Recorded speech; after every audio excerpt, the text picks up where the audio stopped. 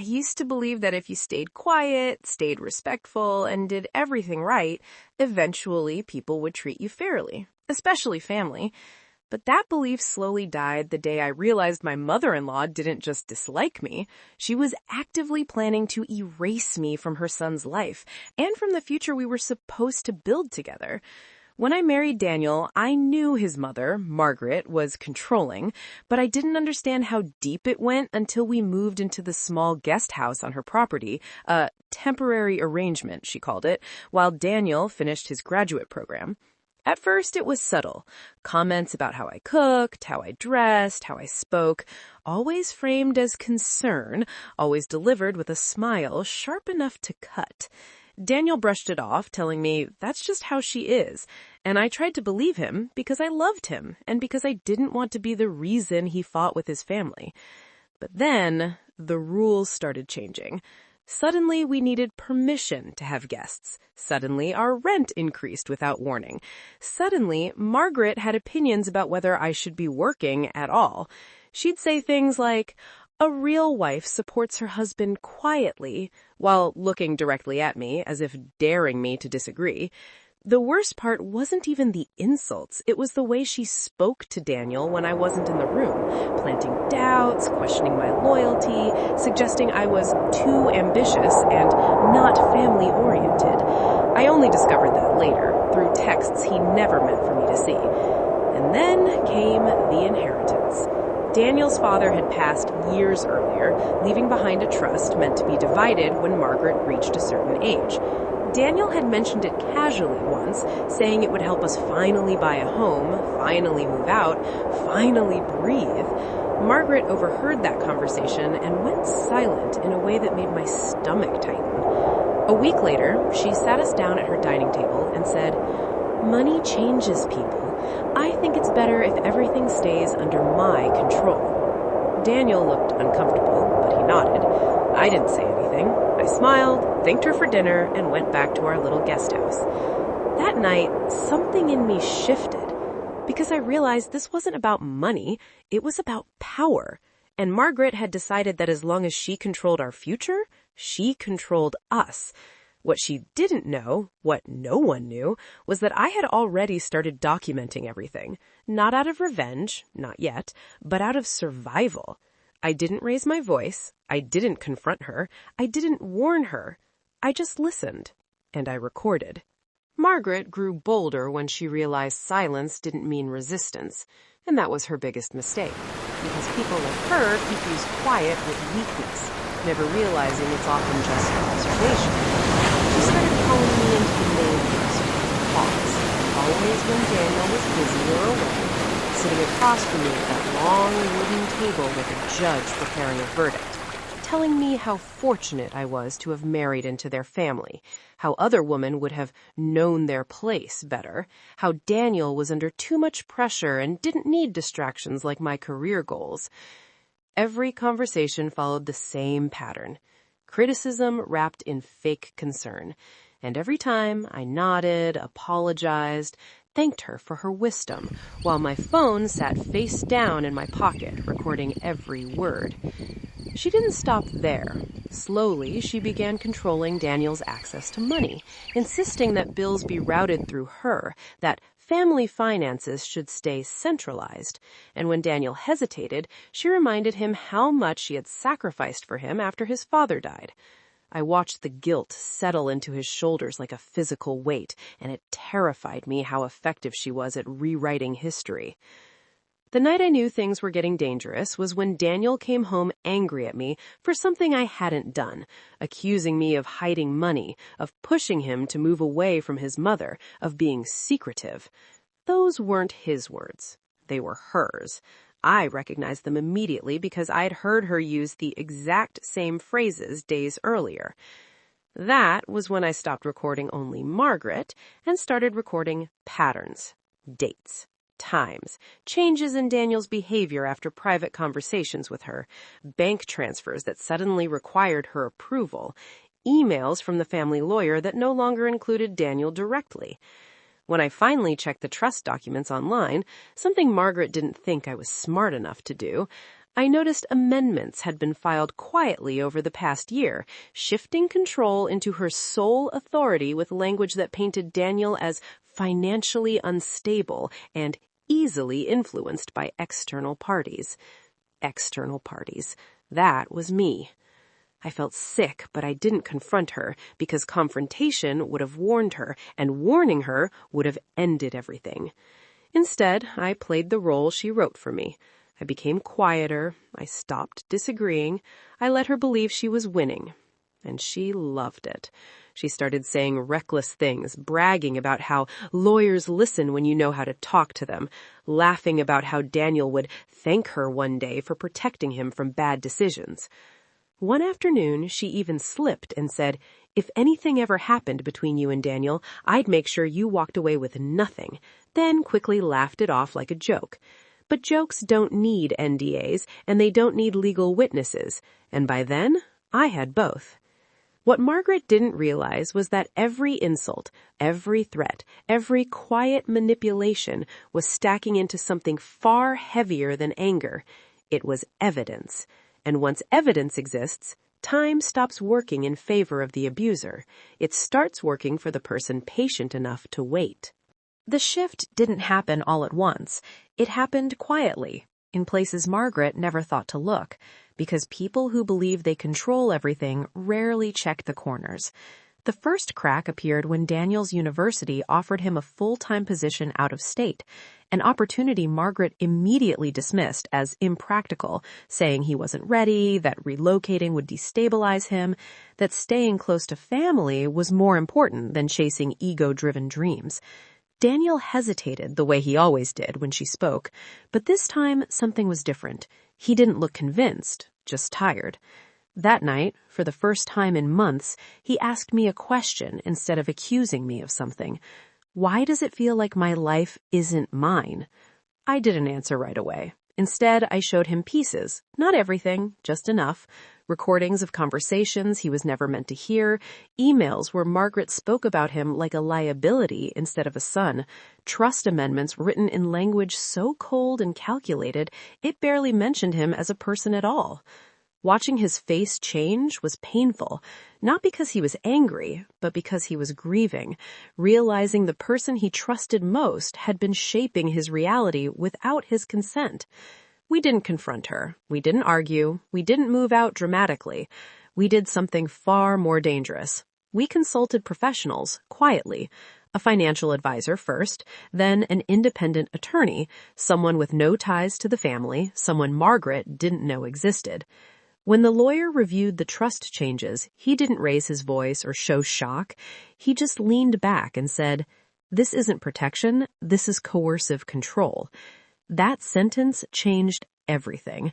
Over the next few weeks, we gathered what he asked for: recordings, emails, timelines, proof of isolation, proof of financial restriction, proof that Daniel's consent had been shaped through pressure rather than choice. Meanwhile, Margaret grew increasingly confident, mistaking our silence for surrender. She started pushing harder, demanding Daniel decline the job offer, insisting he sign additional documents, just in case, even threatening to cut him off emotionally if he didn't comply. And she said all of it casually, comfortably, assuming no one would ever question her authority. The day she crossed the line was the day she asked Daniel to sign a document without reading it, saying, "You trust your mother, don't you?" He signed, but not before we scanned it, archived it, and sent it straight to our attorney, who smiled and said, "That helps." Margaret thought she was tightening her grip. In reality, she was creating a trail so clear it couldn't be explained away as misunderstanding or concern. What she didn't know was that the lawyer had already filed a formal request for trust review, triggering something Margaret had avoided for years: oversight. Once oversight enters the room, manipulation loses its power. And when I sat across from her a week later, listening to her complain about how ungrateful people become when given too much freedom, I realized something that made my hands stop shaking completely. She still thought she was in control, and that meant she hadn't prepared for what comes next. The letter arrived on a Tuesday morning. Plain white envelope, no warning, no drama. the kind of thing people ignore until it's too late. And Margaret ignored it for exactly 3 days, tossing it onto the kitchen counter and muttering about bureaucratic nonsense, convinced that her years of control insulated her from scrutiny. The letter was a formal notice of trust review, triggered by concerns over amendments, beneficiary consent, and fiduciary conduct. And the moment oversight became official, her tone changed, though not in the way she expected. She became sweeter, softer, suddenly interested in family dinners again, asking Daniel about his job plans, telling me I looked tired, offering unsolicited kindness like a shield. But kindness doesn't erase records. The review process was slow, methodical, and merciless. Auditors requested documentation, lawyers requested explanations, and Margaret, for the first time, had to justify decisions she'd always framed as maternal instinct. She stumbled early, contradicting herself about timelines, misremembering conversations I had recorded word for word, insisting Daniel had been unstable during periods where emails showed academic awards and professional praise. Each inconsistency tightened the net. Daniel, guided by our attorney, gave statements calmly, without emotion, simply describing what happened, when it happened, and how it affected his ability to act independently. Watching him reclaim his voice was something I'll never forget. Margaret tried pivoting, then blaming, then minimizing, telling anyone who would listen that I had turned him against her, but the narrative no longer belonged to her. The most devastating moment came during a recorded mediation session when she denied ever threatening to disinherit him, and our attorney calmly played the audio. The room went silent. Margaret didn't scream. She didn't cry. She just froze, like someone realizing the game ended several moves ago. From that point on, the outcome was inevitable. The trust amendments were flagged, then reversed, then rewritten under court supervision. Margaret was removed as sole controller and replaced with an independent fiduciary.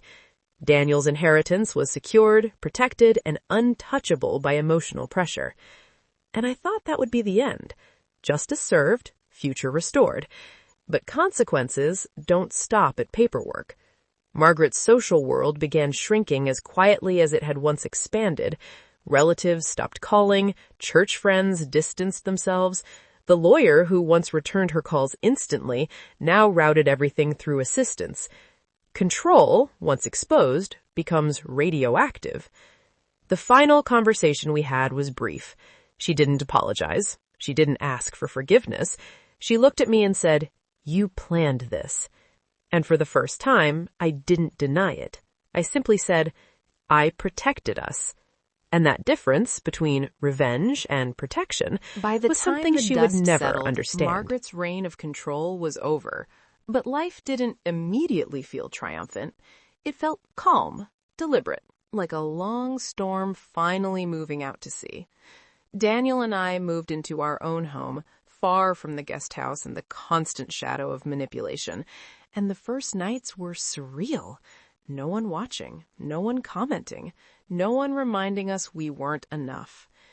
I often replayed those years in my mind, the subtle cruelty, the passive-aggressive remarks, the invisible barriers she placed between us and our future, and realized that patience had been our strongest weapon. Justice hadn't been loud, and it hadn't been immediate, but it had been undeniable. Margaret was still around, of course, but she existed in a new reality, one defined not by fear and obedience, but by accountability and consequence.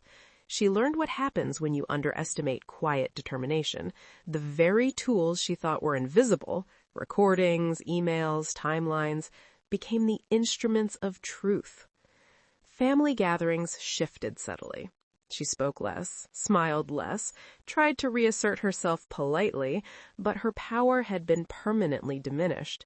And Daniel, who once cowered under her shadow, now made decisions freely, confidently, without guilt, knowing he had a partner who had safeguarded not just his inheritance, but his autonomy. For me, the lesson was even sharper. Revenge isn't always about retaliation. Sometimes it's about protecting your life, documenting reality, and letting time and procedure reveal the truth. Months later, when Margaret tried to guilt-trip Daniel into attending an expensive family event he had no interest in, we simply declined, firmly and without explanation. She realized, painfully, that her influence had waned, and there was nothing she could do to restore it. And the strange thing was, I didn't feel triumph or glee. I felt clarity. I had turned every insult, every manipulation, every threat into evidence of the reality she refused to see. I had stayed calm, patient, and observant, letting the system, the law, the process, and logic, do what she never could, enforce fairness. That night, as Daniel and I sat in our living room, the weight of those years lifting, I understood something essential about human nature. Those who wield power through fear are always vulnerable to the quiet, strategic patience of someone they underestimate. Margaret had thought she could bend our lives to her will, but she had only set the stage for her own accountability. And as I looked at Daniel smiling for the first time in years without the shadow of control looming over us, I knew that justice isn't always flashy, it isn't always immediate, and it isn't always loud. But when it arrives completely, and the silence afterward is the sweetest part of all.